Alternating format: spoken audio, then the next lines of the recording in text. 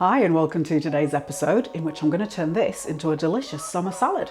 It's early August and it's still apparently summertime in the UK. It's a little bit chilly. Not too bad, it's all right. At least it's not the heat wave that we had a little while ago. Today we're going to make a very simple and hopefully fairly quick summer salad using watermelon and vegan feta cheese. So it's going to be really sweet, slightly floral from the watermelon. Then the vegan feta is going to give really nice salty creaminess that's going to balance really well with it. As soon as I had the idea to make the salad, I picked up my Flavour Thesaurus. So this is a really handy resource. It lists loads of different ingredients and then kind of shows you what you can pair it with, what flavours go with what. It's really handy, it gives you all kinds of little ideas. So yeah, so according to the book, watermelon goes with chili, chocolate, cinnamon, coriander leaf, cucumber, goat's cheese, lime, melon, mint, oyster, pork, rosemary and tomato. So yeah, so I've decided to pop in some little cherry tomatoes and cucumber, and we're going to add coriander, mint and chili and make a nice little dressing for it. Let's get stuck in. As a little side note, I've decided to do 2 videos a week. I'm not a masochist, you are. Anyway, so there'll be the main cooking video on a Tuesday and then maybe Thursday, Friday, something like that. I'm going to do little how-to videos, appliance 101s, cookbook reviews, that kind of thing. And I'm going to be reviewing the Thesaurus in that one. So make sure you hit subscribe and turn on notifications and then you'll get word when that comes out. I'm also going to put in a little red onion for there, just for a little bit of bite and extra flavour. I'm going to stick this on the mandolin. Raw onions can be really potent and a bit aggressive and they start taking over all of the other flavours. So I'm going to blot it out on some paper towel after I've shredded it. So I'll take the tail off. I'm going to leave the root end attached just to make it easy to hold on to. And split that down the middle. Take off the outer layer, just because it's typically a bit chewy. So I've got a few pieces of kitchen towel here, so I'm going to double it and I can fold it over. Now on my mandolin there's a little screw and that has a little post there, and that is what gives you the thickness. When I do onions I tend to squeeze the sides a little bit just to stop it splaying out as it hits the blade, and just stop when it starts getting hard to hold, because you don't want to take your fingers off, although it's extra protein I suppose. So now I've got it all sliced, so I'm just going to arrange it on the paper a little bit. Let's get it into a thinner layer, and you can already see all of the juice coming out of it. So this just takes a lot of that heat out. Then fold the other half on and then just press on it. You can also just soak it in water, but I find that it kind of waterlogs it a bit and takes some of the flavour away. Whereas this, it does take flavour away, but it doesn't add any liquid into it. By removing some liquid from it, that means it will also suck up liquid as well. So the dressing that I'm going to put on, and the feta and tomato juice and all that kind of stuff, that will suck into it a little bit. Onto the watermelon. When you're choosing a watermelon, you want one that feels nice and heavy, and when you tap on it, it sounds hollow. So it's like 2 kilos and 90 grams, 89 to be precise. To prep it, I think I'm going to take that end off. And I'll spin it around, cut the other end off, and then that gives a nice flat stable base. So I've stuck the knife just by the rind. Take the knife down and around, so you're curving your blade like that a little bit. That'll take off the bulk of it, and then I can go and take the last bits off. So I'm sort of following the rough shape of it. You only left with a very small amount. If you don't want to do it this way, you cut it into thick slices and then take it off each slice. I'm going to flip it over, do the same. All nicely peeled and naked. So I'm going to do pieces about that kind of thickness. So it's about 1 inch or so. If you want to take the seeds out, feel free. If you don't know me by now, I'll let you know now. I do not have patience for things like that. So, but they do come out easily enough. And then again, kind of inch thick pieces.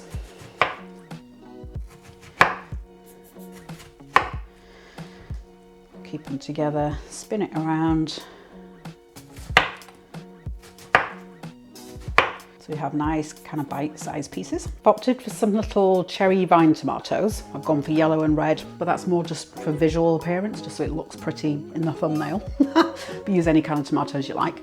I really like cherry because they've got really nice texture, nice crunch to them. Giving them a rinse, I'm just going to give them a very light pat dry because I don't want tons of water in the salad bowl. So I'm just going to split them in half, straight through the middle. If you want to use larger tomatoes as well, absolutely fine. Just chop them down into bite-sized pieces. They're all chopped up, so they can go in the bowl. With the cucumber, I'm going to take the seeds out just because they're very watery and I don't want it to kind of waterlog the rest of the salad. So I'm just going to use a little teaspoon, drag it through the middle, but you can see how wet that is and how much juice is on the board. So I'm going to cut that into thirds.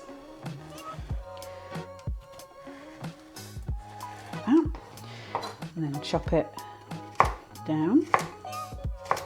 That's about what we want. Nice mouth-sized pieces. I'm using a shop-bought feta-style vegan cheese in this one. This is Via Life. I'm seeing more and more of this type of stuff in the supermarkets. A lot of them are doing their own brands now, so just have a look. I have made it in the past, and I thought it was a Miyoko Shina recipe. I've just looked in both of the books that I've got of hers, and it's not in there. I must have found the recipe online. I'll stick some links in the description once I figure out which recipe I used. And if I can't find that one, I'll put a link in there for you. Just like dairy feta, it comes in brine, like a salted water, just to kind of preserve it and give it some flavour. So I'm just going to dump that in the sink. Mine broke when I was emptying the water. Of course it did. You can crumble this in by hand if you want. It sort of, you know, breaks apart fairly easily. But I'm going to just break it down with a knife for speed. So I'll do pieces, I think about that big. Spin it around and do the same. So I've got all the little bits into the bowl. I've got some fresh mint, so I'm going to finally shred that. So I'll just stack the mint leaves on top of each other and then just get the knife in. Kind of little shredded pieces. I don't have as much mint as I wish I had, but I'm working with what I've got. And mint can be a bit overpowering as well, so you know, you don't want to put tons in there. Got a bunch of coriander, just run the knife through that. I'm going to put the stalks and all in, but feel free to take them off the stalks if you're not so keen on that. If you don't like coriander at all, feel free to use flat leaf parsley. That tastes really good in there too. Good handful. No measurements here need to be exact. I'm going to swap it into a bigger bowl because otherwise it's just going to go everywhere. But here it is in all its layered glory before I destroy it. I'm going to dump in those red onions. In terms of dressing the salad, I'm just going to do a very light dressing. It barely even qualifies as a dressing. But I'm going to use some walnut oil. You can use olive oil as well, it's absolutely fine. Or flax, pumpkin, that kind of thing. I just really like walnut. It's got a great flavour to it. It's kind of nutty but light. Stay away from anything like toasted sesame because that's just going to be way too intense. Although if you like that, feel free. It's your salad, do what you like. I'll grind in some black pepper, then I'll taste it. I'm not putting any salt in at the start because of how salty the feta is. I want to, you know, be able to control the amount of salt. And I might squeeze in a bit of fresh lime as well. We'll see. Good grind of black pepper. So it's probably, I don't know, quarter teaspoon, something like that. Maybe a tablespoon or so of the walnut oil. Just a good drizzle, and you can always put a bit more in. And then with clean hands, go in and mix everything. I'll try to anyway. So I'm kind of getting my hands right to the bottom and then sort of crossing them. And that mixes everything nicely. You want to be somewhat gentle because otherwise you're going to break down that feta. That's nicely combined. So I can start tasting it and seeing if it needs anything else. I'm going to add some salt, probably 1/8 of a teaspoon to start with, and then taste it, and then I can always add a bit more. Problem is you can't take it back out, so just be a bit cautious with it. And then I'll start with juice of half a lime. To get maximum juice out of citrus fruit, just give it a roll on the counter. Don't put too much pressure on because you'll splat it, but just press it down and just roll it around a little bit, and that just helps break down the cells inside. If you don't have a specific citrus reamer, you can use a fork, that's fine, works just as well. Give this a try, see where we're at. I'm going to add in a touch more salt and the other half the lime. And I think that's going to be spot on. Maybe a bit of more black pepper. I've just remembered I was going to add chilli. So chilli flakes as well. Do about 1/4 teaspoon of chilli flakes. You can also use fresh chilli as well. Give that a mix and then I can always add a bit more in. If you don't want the chilli in, obviously just leave it out. Got the salad back in the other bowl, and yeah, that looks delicious. From the time I switched the camera on, it's been 1 hour and 10 minutes. But I've had to do multiple takes of things because my words are going today. So I've had to say things repeatedly. So I reckon no more than half an hour, probably more like 20 minutes, including doing your washing up and stuff. So yeah, it's a very easy one to do. So I've got a little bit of everything on the spoon there. It's juicy, bit of crunch in there.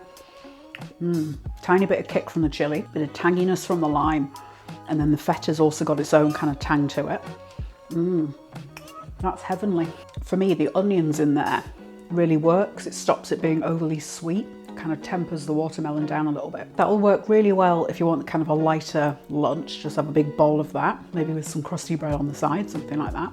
But it also worked really nicely as a side dish with something. After this, I'm gonna have a go at making a vegan kedgeree. Traditionally, it's smoked haddock with rice, onion, other bits and pieces, and some curry powder. I think that's gonna be delicious on the side because this is really fragrant and fresh. It could probably take double the quantity of those fresh herbs, so double mint, double coriander, or even do the same amount of flat leaf parsley, just to lift it up even more. For more delicious vegan recipes that are guaranteed to make you go, hit subscribe, tap the bell icon, have a look at this one.